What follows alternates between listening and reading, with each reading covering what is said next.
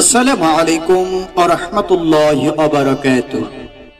যে ব্যক্তি আল্লাহর পথে নিজের স্বার্থ, সময়, সম্পদ ও প্রাণ কুরবানি করতে প্রস্তুত, সেই প্রকৃত ঈমানদার।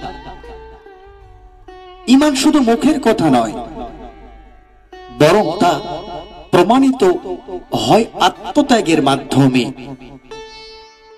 আল্লাহর সন্তুষ্টির জন্য নিজের ইচ্ছাকে ত্যাগ করাই প্রকৃত আত্মত্যাগের সর্বোচ্চ রূপ। শুধু কি তাই না, যে ঈমানদার বিপদের সময়ও দ্বীনের উপর অটল থাকে, সেই প্রকৃত ঈমানদার। আত্মত্যাগ ছাড়া বড় কোনো অর্জন সম্ভব নয়, আর ঈমান হলো সর্বশ্রেষ্ঠ অর্জন। হিজরত, জিহাদ, সাদকা সবই আত্মত্যাগের বিভিন্ন রূপ, যা ঈমানের পরিচায়ক। আল্লাহ তাআলা সেই মুমিনদের ভালোবাসেন যারা তার পথে নিজেদের জান মাল কুরবানি করে। প্রিয় দর্শক মণ্ডলী, তেমনই একটি ইতিহাস আমরা দেখতে পারি।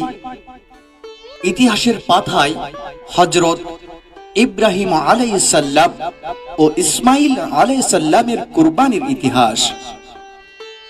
ইসলামের ইতিহাসে ইব্রাহিম আলাইহিস সালাম ও তার পুত্র ইসমাঈল আলাইহিস সালামের কুরবানির ঘটনা অন্যতম গুরুত্বপূর্ণ ও তাৎপর্য একটি ঘটনা আমাদেরকে শিক্ষা দেয় যে এটি আল্লাহর প্রতি আনুগত্য, আত্মত্যাগ এবং ঈমানের এক অন্যতম নিদর্শন। হযরত ইব্রাহিম আলাইহিস সালাম ছিলেন একজন মহান নবী, যিনি সবসময় আল্লাহর নির্দেশ পালন করতেন। তিনি অনেক বৎসর সন্তানহীন থাকার পরে বার্ধক্য পৌঁছে আল্লাহর রহমতে একটি পুত্র সন্তান লাভ করেন, ইসমাঈল আলাইহিস সালামকে। এই পুত্রই ছিল তার জীবনের পরম প্রিয়। এক রাতে ইব্রাহিম আলাইহিস সালাম স্বপ্নে দেখলেন যে তিনি তার পুত্র ইসমাঈলকে কুরবানি করছেন। যেহেতু নবীদের স্বপ্ন আল্লাহর পক্ষ থেকে ওহী হয়, তাই তিনি বুঝতে পারলেন এটি আল্লাহর নির্দেশে। তিনি তার পুত্র ইসমাঈলকে এই কথাটি জানালেন। ইসমাঈল আলাইহিস সালাম বিনা দ্বিধায় বললেন। এটা পবিত্র কোরআনুল কারিমে সূরা আস-সাফফাতের 102 নম্বর আয়াতে এই কথাটি উল্লেখ রয়েছে। যখন ইসমাঈল আলাইহিস সালাম বললেন যে, হে আমার পিতা, আপনি যা আদিষ্ট হয়েছেন তা করুন, ইনশাআল্লাহ আপনি আমাকে ধৈর্যশীলদের অন্তর্ভুক্ত পাবেন। প্রিয় দর্শক মণ্ডলী, অতঃপর পিতা ও পুত্র আল্লাহর নির্দেশে পালনে প্রস্তুতি নিলেন।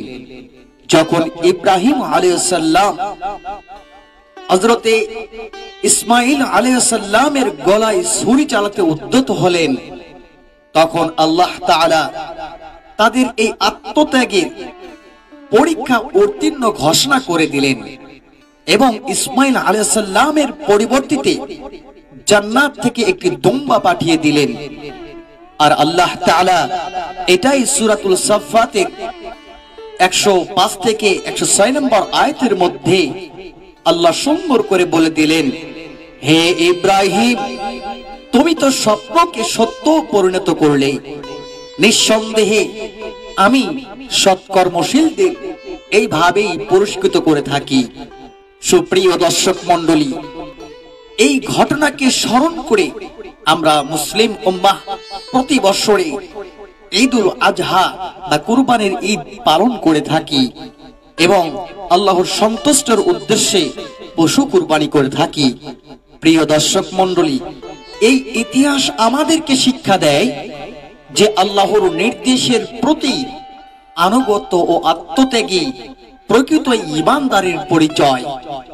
তো তো প্রিয় দর্শক মণ্ডলী, আমাদের এই গল্পটি আপনাদের কেমন লেগেছে তা অবশ্যই কমেন্ট করে আপনার মতামতটি জানাবেন।